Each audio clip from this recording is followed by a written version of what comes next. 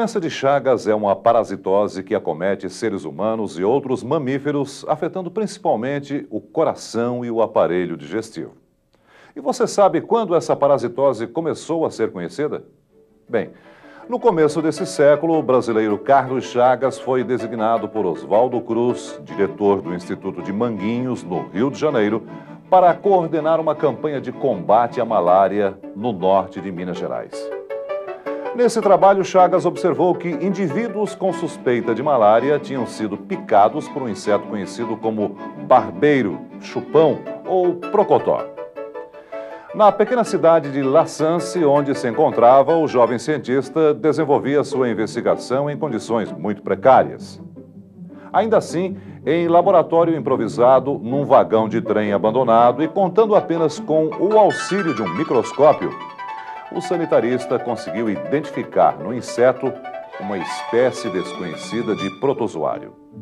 Continuando suas pesquisas, Chagas completou a descrição do ciclo da infecção causada pelo micro-organismo e deu-lhe o nome de Trypanosoma cruzi, em homenagem a Oswaldo Cruz.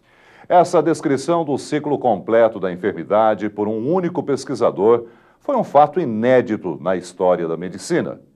Chagas conseguiu identificar o agente etiológico, o transmissor, o reservatório animal dos parasitas, a forma de transmissão e as manifestações clínicas da doença, que por isso leva seu nome. Mas como é que o Trypanosoma cruzi infecta as pessoas? Bom, o ciclo da infecção pode começar quando o barbeiro ingere formas do Trypanosoma cruzi ao se alimentar do sangue de um hospedeiro infectado. Essas formas diferenciam-se e multiplicam-se no trato digestivo do barbeiro, que as elimina nas fezes.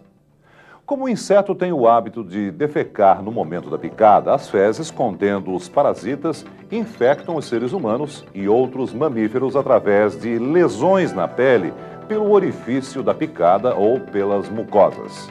Mas a doença só é transmitida pelo barbeiro? Não. A infecção também pode ser transmitida por via sanguínea, por exemplo, em transfusões de sangue e de hemocomponentes contaminados ou em acidentes de laboratório, em transplantes de órgãos de doadores infectados e ainda de forma vertical, da mãe para o bebê. No Brasil, a doença de Chagas atinge cerca de 3 milhões de indivíduos, particularmente em Minas Gerais, Goiás, na Bahia, no Piauí e no Rio Grande do Sul. Cabe ressaltar que a prevenção é a melhor forma de controlar a disseminação dessa doença, que ainda não tem cura e é responsável pelo sofrimento de milhões de brasileiros.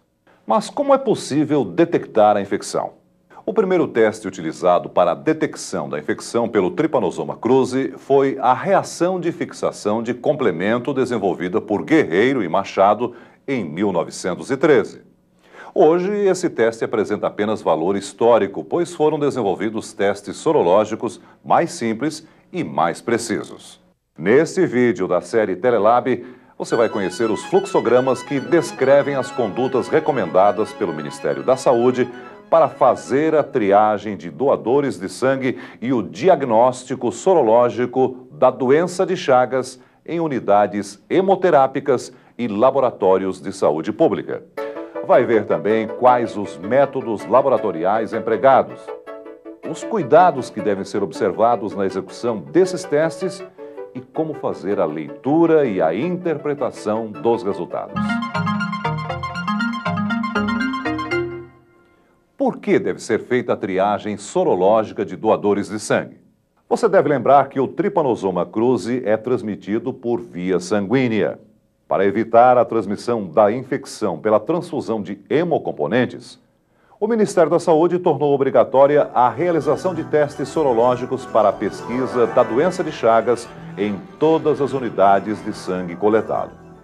Além disso, o Ministério da Saúde determina que sejam feitos testes sorológicos para hepatite e sífilis e para a detecção da infecção por HIV e por HTLV1 e 2 em todas as unidades de sangue coletado. Em algumas regiões, também é recomendada a realização de testes para o diagnóstico da malária.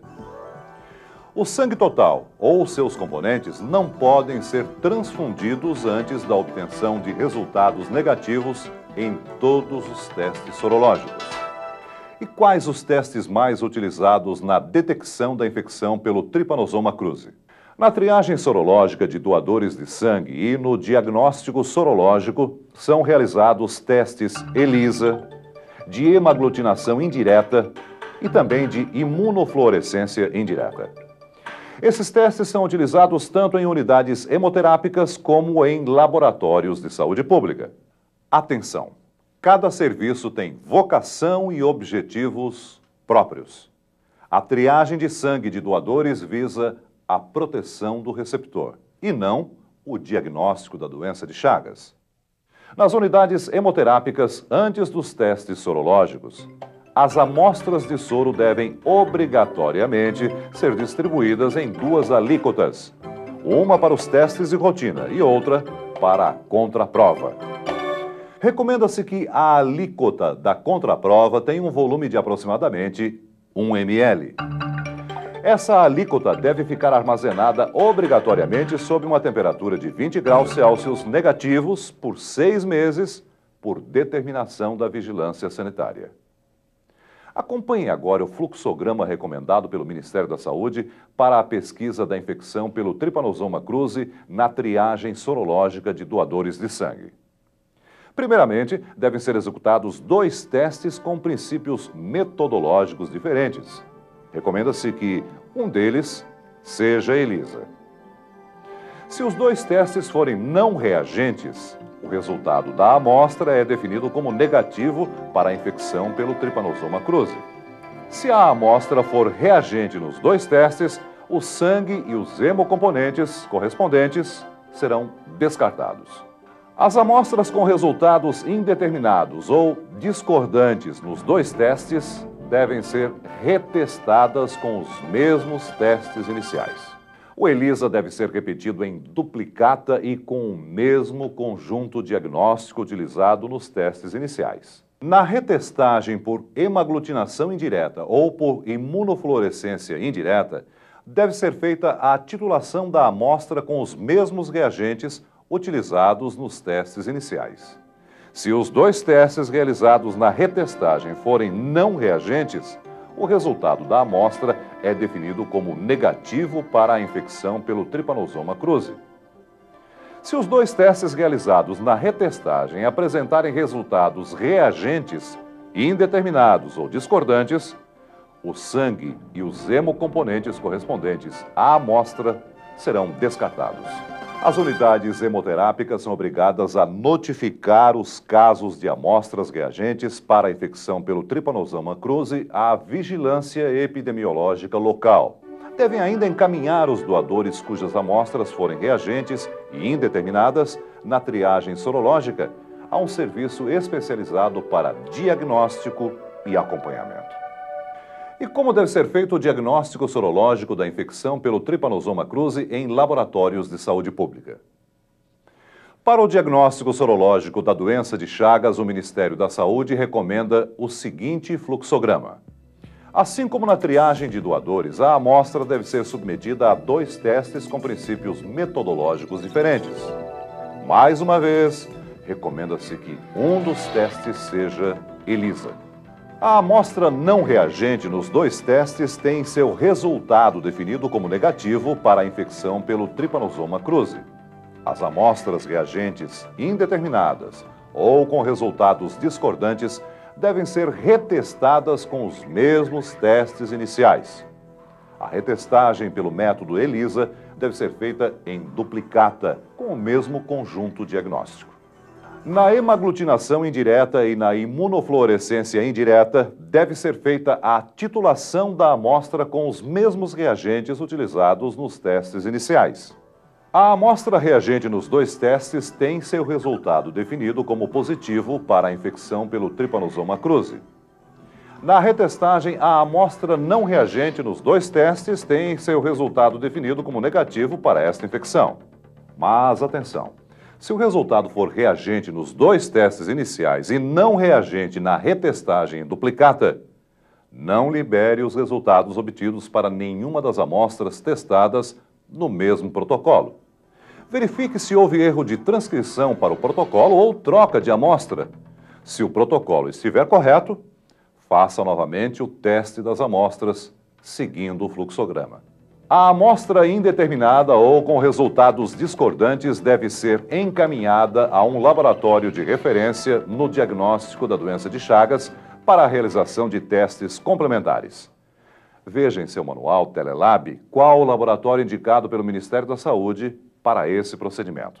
Lembre-se, os laboratórios de saúde pública também devem notificar os casos positivos para infecção pelo Trypanosoma cruzi à vigilância epidemiológica local.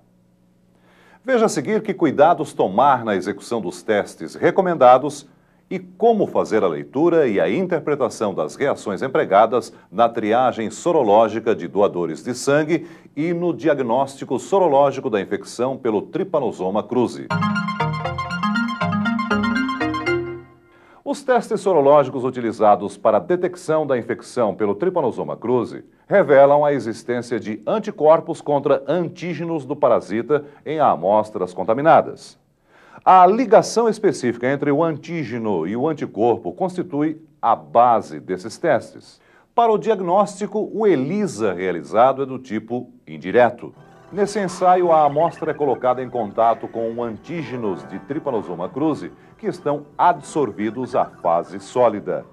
A ligação entre esses antígenos e os anticorpos presentes na amostra reagente é revelada por um processo enzimático. Na reação de hemaglutinação indireta para a detecção da infecção pelo Trypanosoma cruzi, as amostras de soro diluídas são misturadas com hemácias sensibilizadas com antígenos do parasita. Havendo anticorpos na amostra, eles se ligam aos antígenos, provocando a aglutinação das hemácias. Veja em seu manual Telelab a sequência de execução desse teste. E como se investiga a infecção pelo Trypanosoma cruzi pelo método de imunofluorescência indireta? Nessa reação, o antígeno fixado em uma lâmina é o próprio Trypanosoma cruzi. Adicionam-se então amostras diluídas de soro. Havendo anticorpos, eles se ligam ao antígeno. A ligação entre o antígeno fixado e o anticorpo presente nas amostras é revelada pela adição de um conjugado composto por anti-imunoglobulina humana marcada com fluoresceína. A fluorescência resultante é observada com o auxílio de um microscópio de fluorescência. Os testes de hemaglutinação indireta e de imunofluorescência indireta podem ser qualitativos ou quantitativos. A reação qualitativa identifica se uma amostra é reagente, não reagente ou indeterminada. Já a reação quantitativa determina os títulos das amostras, confirmando os resultados reagentes e indeterminados dos testes qualitativos. Na execução de qualquer um desses testes, você deve observar alguns cuidados gerais. Comece cuidando da sua própria segurança. Utilize sempre equipamentos de proteção individual e manipule as amostras como material potencialmente infectante. Depois, organize seu trabalho. Arrume sua bancada com todos os materiais e equipamentos necessários antes de começar as reações. Em seguida, deixe as amostras e os reagentes que serão utilizados atingirem a temperatura ambiente. Lembre-se que a temperatura ambiente em laboratórios deve estar entre 20 e 26 graus Celsius. Sempre que utilizar conjuntos diagnósticos, você deve ler atentamente as instruções do fabricante antes de iniciar cada ensaio, pois são frequentes modificações de um lote para o outro. Em seguida, confira todos os componentes, materiais e reagentes que serão utilizados em cada um dos testes, inclusive aqueles não fornecidos pelo fabricante do conjunto diagnóstico. Olha, você deve verificar se os reagentes apresentam turvação, precipitação ou alteração de cor, o que os torna impróprios para uso. Não use reagentes com prazo de validade vencido. Não misture soluções, controles, conjugados, pérolas ou placas de diferentes lotes ou fabricantes. Atenção! As amostras não podem estar turvas, lipêmicas ou hemolizadas. Em qualquer um desses casos, deve-se descartá-las e solicitar novas amostras. Faça um protocolo de trabalho antes de iniciar a execução dos testes, relacionando os controles, as amostras e as diluições correspondentes. No seu manual Telelab, você encontra exemplos de protocolo de trabalho para cada reação. Na realização dos testes, você deve observar os seguintes cuidados. Utilize uma ponteira descartável para cada amostra e para cada tipo de reagente a ser pipetado. Não reutilize ponteiras. Você deve incluir, além dos controles fornecidos pelo fabricante, soros controle produzidos em seu laboratório ou adquiridos comercialmente.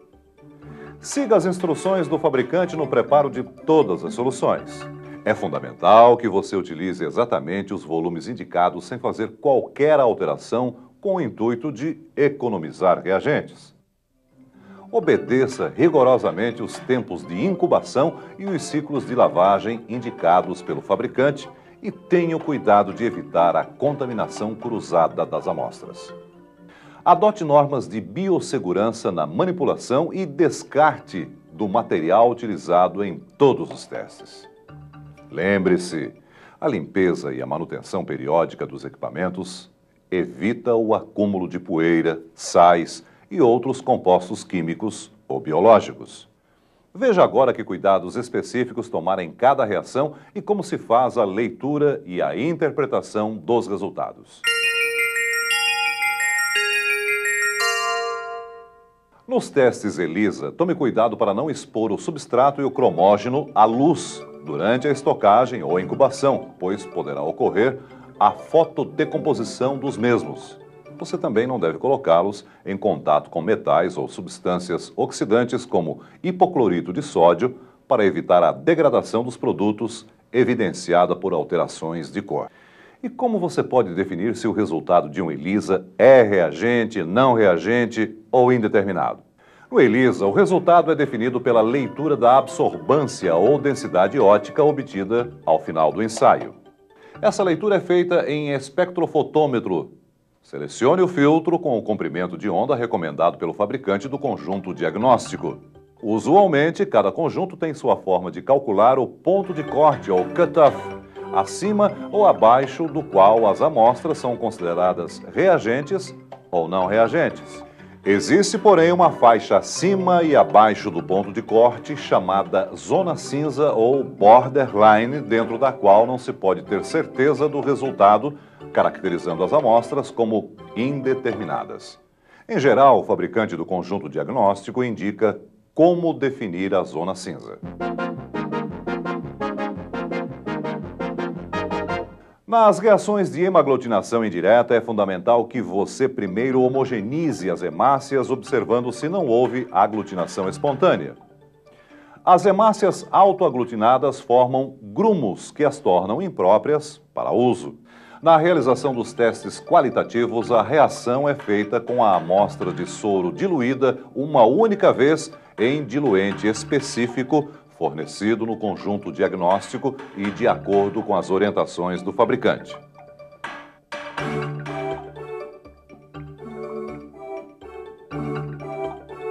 Nos testes quantitativos, para a titulação, deve ser feita a diluição seriada das amostras de soro a partir da utilizada na reação qualitativa, geralmente na razão 2. Lembre-se que você deve homogeneizar cada diluição antes de fazer a seguinte. Atenção, esse teste é extremamente sensível a trepidações ou vibrações que podem alterar a aglutinação das hemácias. E como se faz a leitura da reação de hemaglutinação indireta? Bem, a leitura é feita a olho nu, de acordo com as instruções do fabricante de cada conjunto diagnóstico. A bula contém ainda indicações sobre como interpretar cada reação, tanto nos testes qualitativos como nos quantitativos. Atenção! Nas reações quantitativas, o título corresponde à última diluição em que a amostra ainda foi reagente. Comece a leitura da hemaglutinação indireta verificando primeiro os resultados dos controles. Se eles estiverem de acordo com o padrão esperado, a reação pode ser validada. Caso contrário, repita o teste com todas as amostras.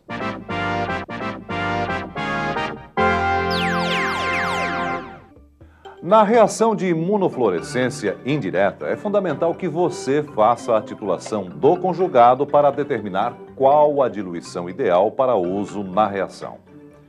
A titulação do conjugado deve ser feita mesmo que o fabricante indique o título, devido à variação na qualidade dos reagentes e, principalmente, na qualidade dos diferentes microscópios. A titulação também deve ser realizada a cada mudança de lote ou sempre que o controle positivo acusar perda de reatividade. Veja mais detalhes sobre como fazer a titulação do conjugado em seu manual Telelab. Durante as pipetagens, você deve evitar o contato ou atrito com a parte superior das lâminas, pois isso poderá remover o antígeno. Nas reações de imunofluorescência indireta, a diluição das amostras é feita de acordo com critérios definidos pela prática dos laboratórios de referência. E quais são esses critérios? Bom, para o teste qualitativo, recomenda-se a diluição de 1:20 na triagem sorológica de doadores de sangue. No diagnóstico da infecção em laboratórios de saúde pública, essa diluição deve ser de 1:40. No teste quantitativo para a titulação da amostra, recomenda-se a execução de pelo menos 5 diluições a partir da utilizada na reação qualitativa. Em geral, a diluição seriada é feita na razão 2, homogeneizando cada diluição antes de fazer a seguinte. Mas como é feita a leitura da reação e quais os critérios para se considerar uma amostra reagente, não reagente ou indeterminada no teste de imunofluorescência indireta? A leitura da imunofluorescência indireta é feita com a utilização de um microscópio de fluorescência. São consideradas não reagentes as amostras em que não se observa nenhuma fluorescência nos tripanosomas, que se apresentam com coloração avermelhada. Quando as amostras apresentam fluorescência uniforme em toda a membrana dos tripanosomas, elas são consideradas reagentes. Qualquer padrão diferente dos anteriores caracteriza uma amostra indeterminada. Geralmente, nesse caso, os tripanosomas apresentam fluorescência inespecífica, ou seja, em várias partes. Você deve lembrar que no diagnóstico sorológico da infecção, as amostras reagentes e indeterminadas nos testes qualitativos devem ser tituladas. E como é determinado o título de uma amostra no teste de imunofluorescência indireta? Para determinar o título, cada uma das diluições da amostra é colocada em contato com o antígeno em uma demarcação da lâmina. O título, como você já sabe, corresponde à última diluição do soro em que a amostra ainda apresenta fluorescência em toda a membrana do parasita. Acompanhe agora o que mais você pode fazer para assegurar resultados confiáveis, além de seguir rigorosamente as condutas recomendadas pelo Ministério da Saúde para a triagem sorológica de doadores de sangue e para o diagnóstico sorológico da infecção pelo Trypanosoma cruzi.